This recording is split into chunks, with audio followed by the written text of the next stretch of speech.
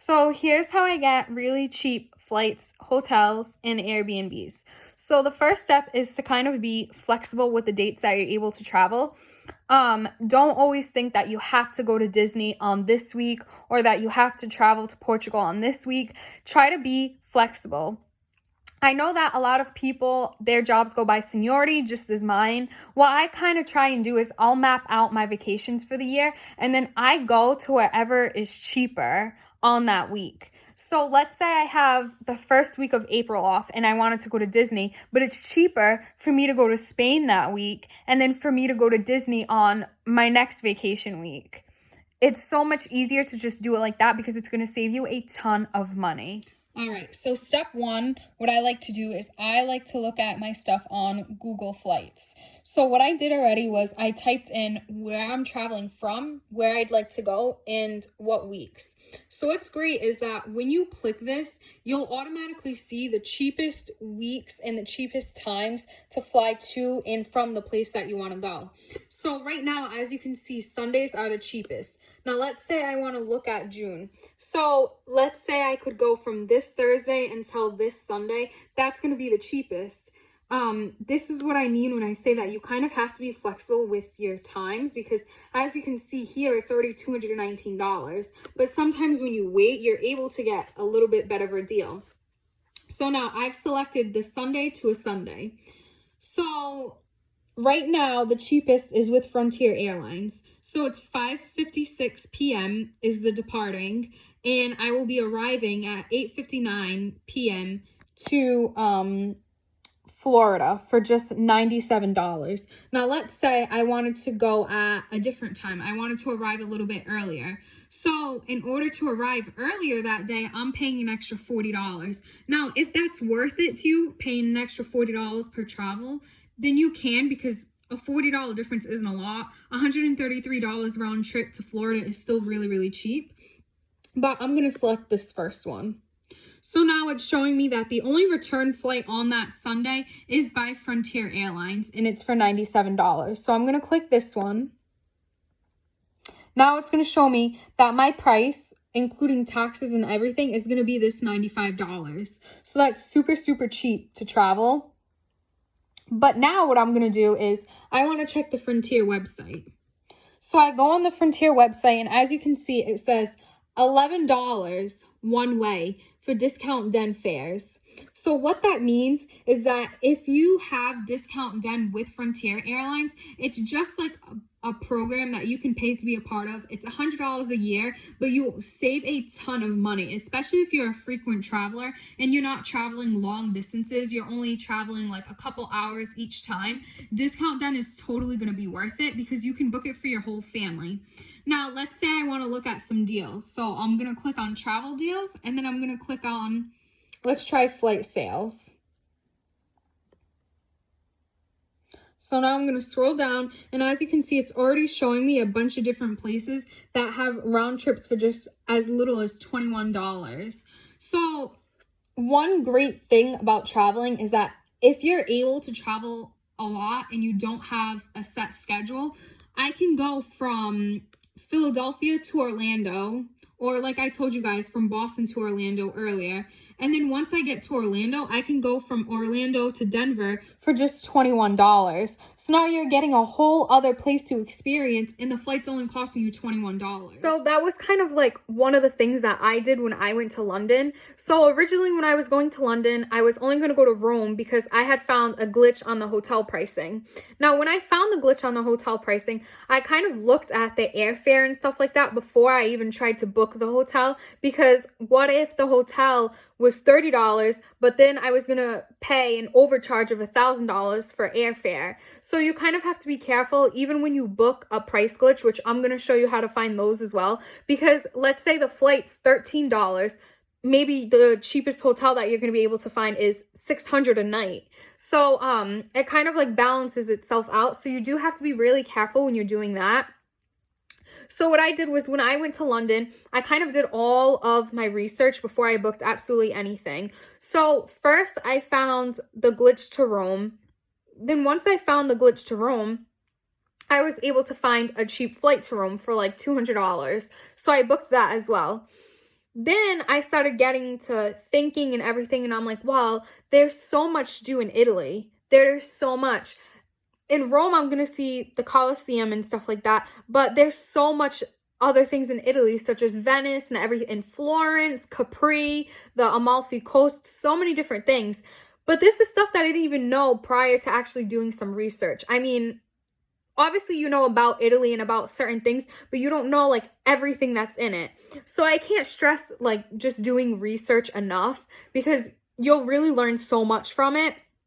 So once I started researching, I decided, okay, when I go to Rome, I'm gonna hit up all these other places in Italy. So what I did was I looked at taking trains and the subway, taking short 1 hour flights. I was able to go to all over Italy. I was able to do everything that I wanted. I was able to go to London and everything. And for everything, I didn't even pay $1,000. That's including my food, the hotel, absolutely everything. Most of the time what I do is when I go on vacations, I like to get Airbnbs just because it's cheaper. But when you're going to somewhere like Italy, I did my research and I noticed that a lot of the toilets were actually outdoors. So I don't feel comfortable with showering indoors but having to go to the toilet outside on the sidewalk. So that's one of the reasons why I ended up booking a hotel. The Airbnbs were a lot cheaper, but I rather have a bathroom indoors. Now, if you were okay with that, obviously the cost of everything was going to be a little bit cheaper, but even $1,000 for everything that I did is absolutely outrageous. So one other thing that I was able to find is city passes. So a lot of places have city passes, and I 1,000% recommend getting a city pass when you're traveling. So when I went to London, I was able to get a city pass, and I was able to go all over London, do all sorts of different things, go to different museums, take the buses, all for free. It all was included in the pass. And for the pass, I only paid about $100 for a couple of days. The same thing happened when I went to Los Angeles. I wanted to go to a bunch of different places to kind of show my friends who hadn't been there yet. So in the past was included Santa Monica, Universal Studios, just all sorts of different things. So what I did was I tallied up all the things that we were going to be doing while we were there and how much it was going to cost on different websites if I were to individually buy everything. So when I started looking at everything bought individually, just the Universal Studios pass to get in is $100, let alone everything else that I wanted to do. Now, the pass to have for 4 days only cost me $200. So it really is worth it getting a city pass, especially if you really want to do touristy things and kind of look around everywhere. But when it comes to food, try not to go to touristy places and eat. I mean, if you really have to, like if you're in Disney World and you want to eat in Disney, that's fine. Obviously, like maybe try and get one of those lunches, like it's kind of like a to go, but they have like a sit down area. It's not an actual restaurant.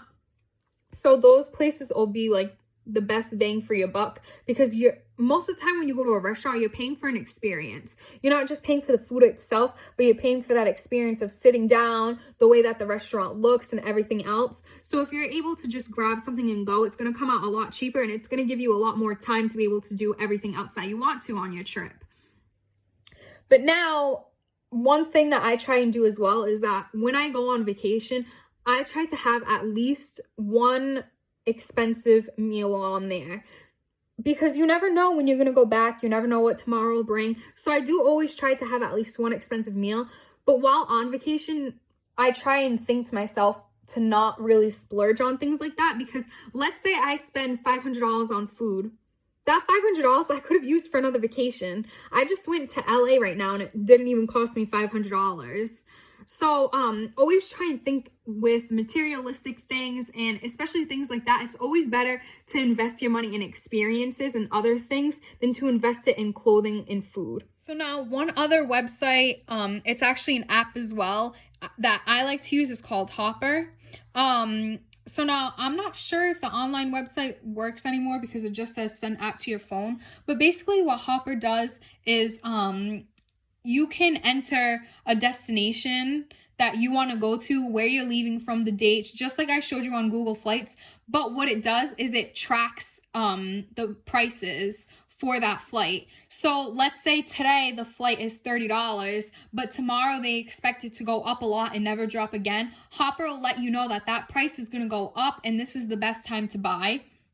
The only thing with Hopper is that just like I showed you with Frontier Airlines, they won't show you if there's a better discount on the website. So sometimes it is good to have it, but also to still do your research as well. So now, one way that I'm able to find glitches on hotel airfares is with a website called Secret Flying. There's also an app. You can click on error fares, or as soon as you log into the website or the app, you can actually type in where you'd like to travel from, and you can click anywhere as a destination. So now I clicked Boston. So it's showing me I can go from Boston to Barcelona, Spain for just $214 round trip. And there's so many different places that you can choose from. Now, like I told you guys before, let's say I wanted to go to Spain or Madrid from Boston, but I wanted to go in January. So in January, maybe it was $600, but because I continuously waited until prices drop, now I can go for $253 instead of that $600. So please, please, please, I can't stress it enough to you. Don't give yourself a timeline of when you need to go somewhere. You have your whole life to be able to travel, and I promise you, you're going to be traveling so much more with tips like this. Another place that I like to look at is Airbnb. I'm able to find so many cheap places to stay because, as you all know, staying in a hotel sometimes can be very expensive. So basically what you're paying for the hotel is just the same as I told you about restaurants. You're paying for that experience, but you can get that same experience at an Airbnb.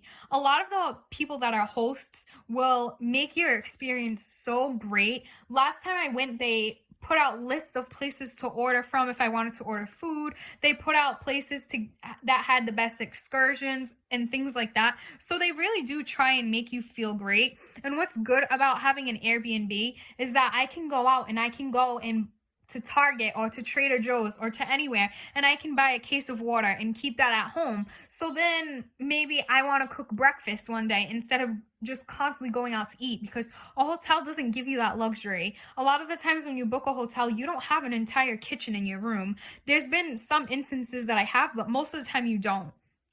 So that Airbnb gives you that luxury that you can have that there just in case you do want to cook a meal for your family. Or let's say you are going somewhere and you're visiting family, but you don't want to stay in the house with them. You can book an Airbnb that's close, and you're still able to invite them over for breakfast or for dinner, which is a really, really great experience. So now I've given you guys almost all of my tips and tricks. Obviously, there's some that I wasn't able to fit into the video.